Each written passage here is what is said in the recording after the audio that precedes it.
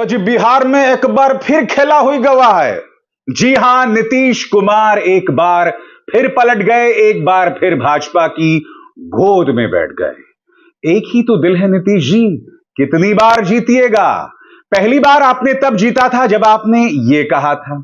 आज जिस तरह से वो बाकी सबके साथ कर रहे हैं, हम तो अलग हो गए। और आप जान लीजिए, जीवन भर हम किसी भी तरह से उन लोगों के साथ फिर नहीं जाएंगे। हम लोग सब जो पुराने समाजवादी हैं, एक साथ रहेंगे। जी हां, आप वहां नहीं रुके थे, आपने उसी बात को दोबारा दोहराया था।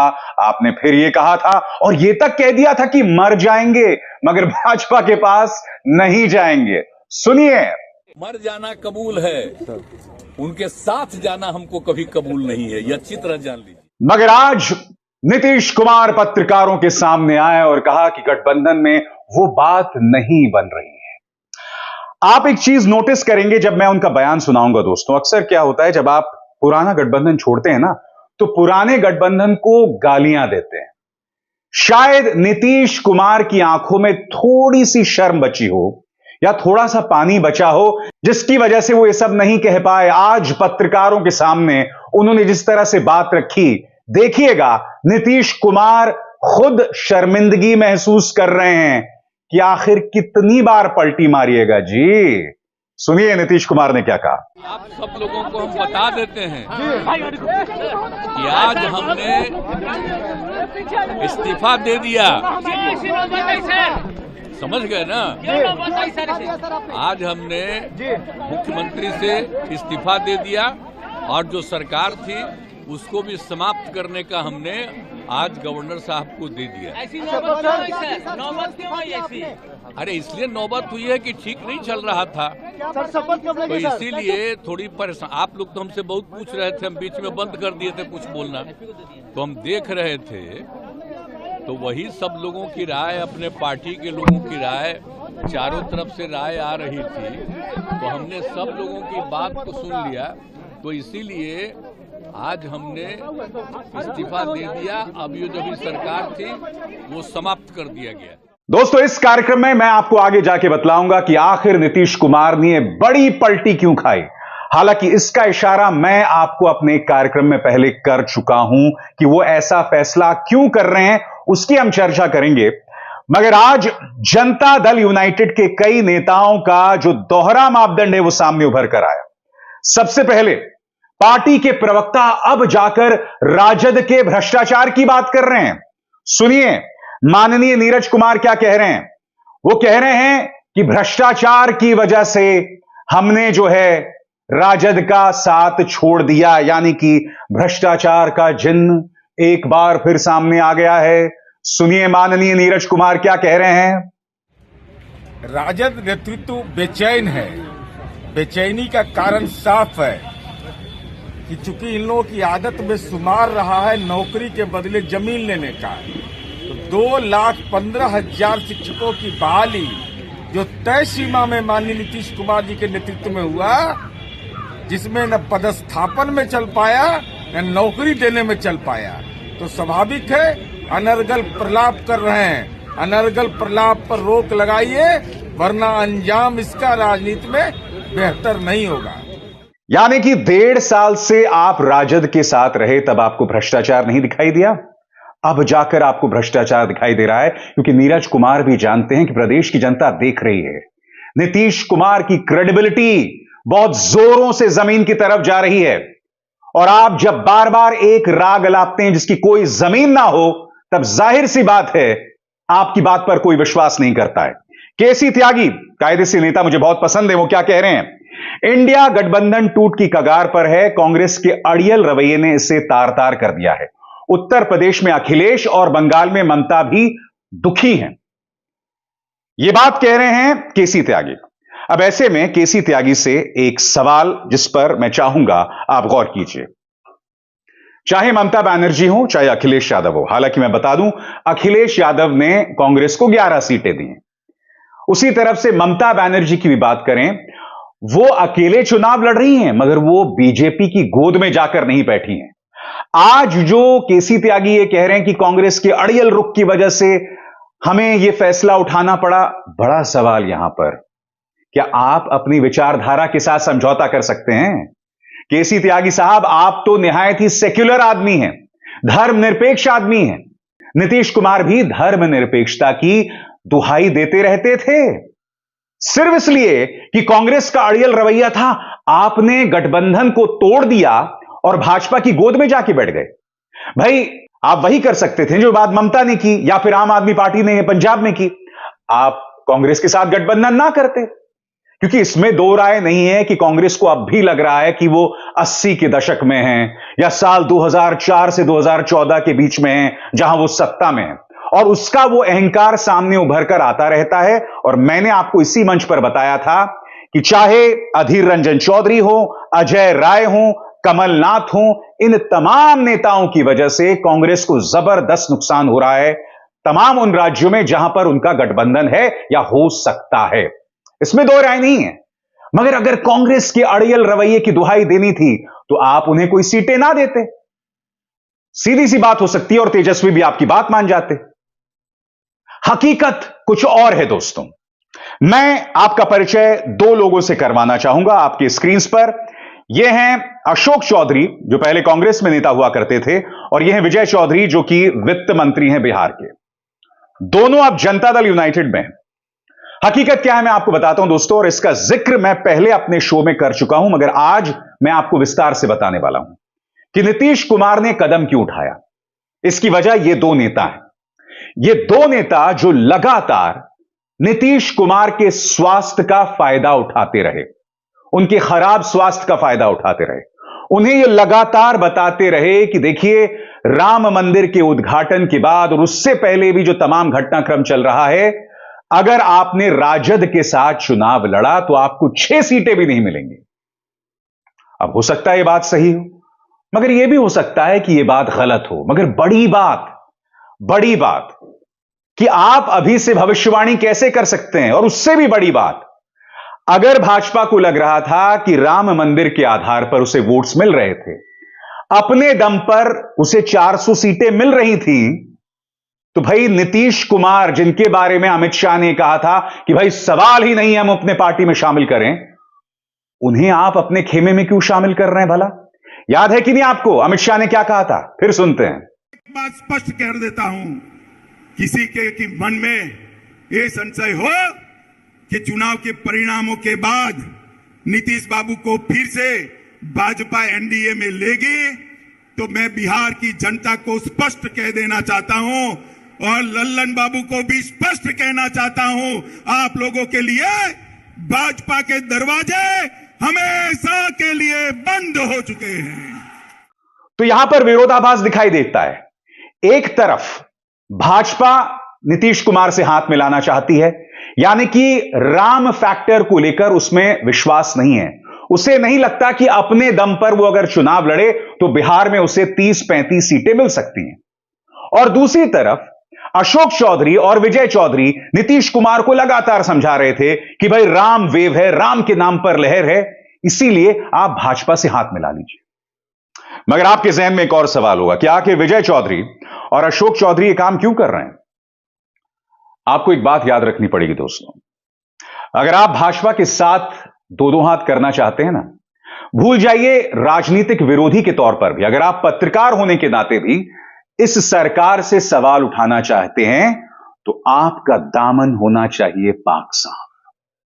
आज की तारीख में भाजपा के सामने वही खड़ा रह सकता है, चाहे वो राजनेता हो, या वही सवाल कर सकता है, चाहे वो पत्रकार हो, जिसका दामन पाक साफ हो, जिसकी अलमारी में एक भी गुप्त राज ना हो, जिसका सहारा लेके भाजपा आपको ब्लैकमेल कर सकती है, एजेंसीज आप पर छोड़ी जा सकती हैं। मैं आपको एक छोटी सी मिसाल देता हूं ना, आप मेरी बात कर लीजिए।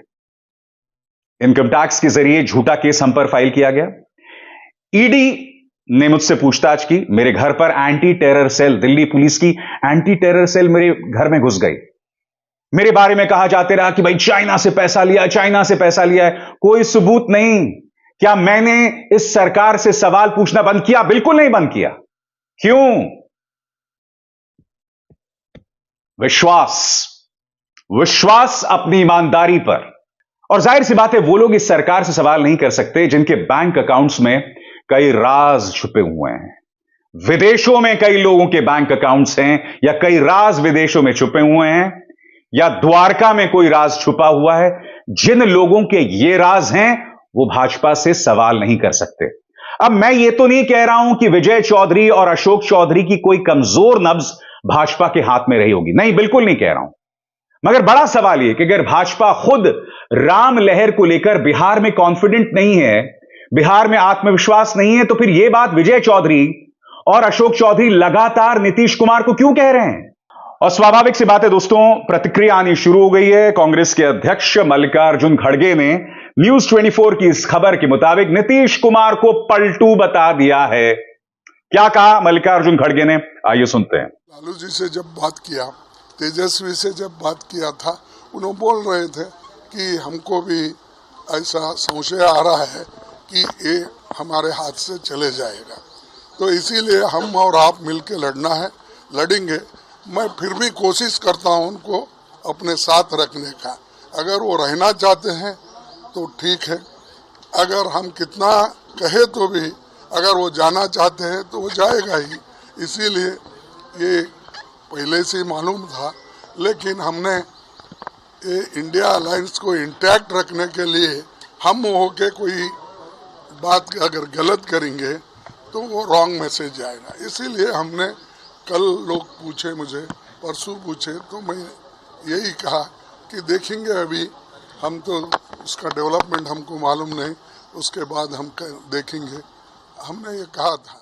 और यही नहीं दोस्तों, कांग्रेस के मीडिया सेल के प्रभारी जयराम रमेश ने भी सख्त तेवर अपनाए हैं। वो क्या कह रहे हैं आपकी स्क्रीन पर? बार बार राजनीतिक साझेदार बदलने वाले नीतीश कुमार रंग बदलने में गिरगिटों को कड़ी टक्कर दे रहे हैं।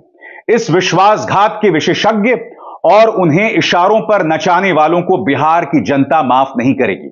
बिल्कुल साफ है कि भारत जोड़ो न्याय यात्रा से प्रधानमंत्री और भाजपा घबराए हुए हैं और उससे ध्यान हटाने के लिए यह राजनीतिक ड्रामा रचा गया है। दोस्तों, आपको समझना पड़ेगा कि नीतीश कुमार के इस कदम से यकीनन उनके राजनीतिक चरित्र पर पलटू का ठप्पा लग गया है। और दूसरी तरफ तेजस्वी लगातार मुद्दों की बात कर रहे हैं। कहने को उनकी राजनीतिक जमीन बिहार पर है, मगर यह व्यक्ति लगातार नौकरियों की बात कर रहा है। लगातार कह रहा है कि भाई हिंदू मुस्लिम करने से, मंदिर मस्जिद करने से आपका पेट नहीं भरेगा, जरूरी है नौकरी मिलना। सुनिए अभी एक ही दिन पहले उन्होंने क्या कहा था। हम पहले भी कहते थे, अभी भी कहते हैं कि सबसे बड़ा अगर कोई दुश्मन है तो बेरोजगारी की सबसे बड़ा दुश्मन है। और इसके लिए लगातार हमारी सरकार ने ऐतिहासिक कार्य भी किए।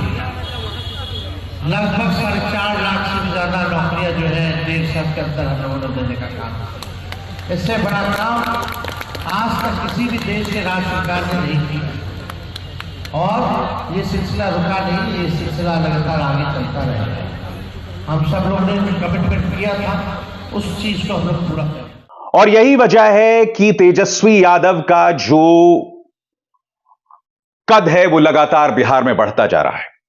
आने वाले दिनों में तेजस्वी यादव और कांग्रेस के बीच में जो भी गठबंधन होता है, वहां के जो राजनीतिक दलों में जो भी साठगांठ होती है, उसमें तेजस्वी यादव को केंद्र में होना होगा, धुरी होना पड़ेगा, तब जाकर महागठबंधन को फायदा मिलेगा। इसमें दो राय नहीं है दोस्तों कि नीतीश कुमार के छोड़ के जाने को लेकर करारा झटका लगा है महागठबंधन को लेकर, क्योंकि नीतीश कुमार की जनता दल यूनाइटेड की अब भी जमीन पर पैठ है, उसे नजरअंदाज नहीं किया जा सकता। और यह इंडिया गठबंधन के लिए करारा झटका है, खासतौर से ममता बनर्जी का जो रवैया था और उसके बाद नीतीश कुमार का। और यह कांग्रेस के लिए कई सवाल खड़े कर रही है दोस्तों। कांग्रेस कटघरे में है कि क्या कांग्रेस के अहंकार का शिकार गठबंधन हो रही है। मगर आज वो दिन नहीं है दोस्तों, आज कटघरे में भाजपा है। भाजपा ने एक बार फिर साबित कर दिया है कि वो विचारधारा विहीन पार्टी है। वो किसी के साथ भी हाथ मिला सकती है, वो महबूबा मुफ्ती के साथ भी हाथ मिला सकती है जिसका उनसे कोई लेना देना नहीं है। अजीत पवार को लगातार गाली देने के बाद उन्हें डिप्टी चीफ मिनिस्टर बना सकते हैं। वो तमाम एकनाथ शिंदे कैंप के विधायक जिनकी जांच ईडी कर रही थी, जांच एजेंसीज कर रही थी, वो लोग सरकार में शामिल हो सकते हैं और मामले बंद हो सकते हैं। लंबे चौड़े दोस्तों नाम है। हेमंत बिस्व शर्मा को ही ले लीजिए, कितने केसेस थे, आज वो भाजपा के मुख्यमंत्री बने हुए हैं। भाजपा ने यह साबित कर दिया है और अपने जो उसके समझदार समर्थक हैं उन्हें समझाना उसके लिए मुश्किल होगा कि क्या उसकी कोई विचारधारा नहीं है, क्या सिद्धांत विहीन राजनीति है भाजपा की। आजाद भारत के इतिहास में दोस्तों ऐसी कोई पॉलिटिकल पार्टी नहीं हुई जिसने इस तरह से समझौता किया है, बार बार समझौता किया है। शॉकिंग है दोस्तों। सबसे बड़ी बात, जो मैंने अभी अभी आपको अमित शाह का बयान सुनाया, क्या कोई भी गोदी मीडिया उस पुराने बयान को चला रहा है? गोदी मीडिया में आप कवरेज देखिए, सब कह रहे हैं प्रधानमंत्री का मास्टर स्ट्रोक है, मास्टर स्ट्रोक है।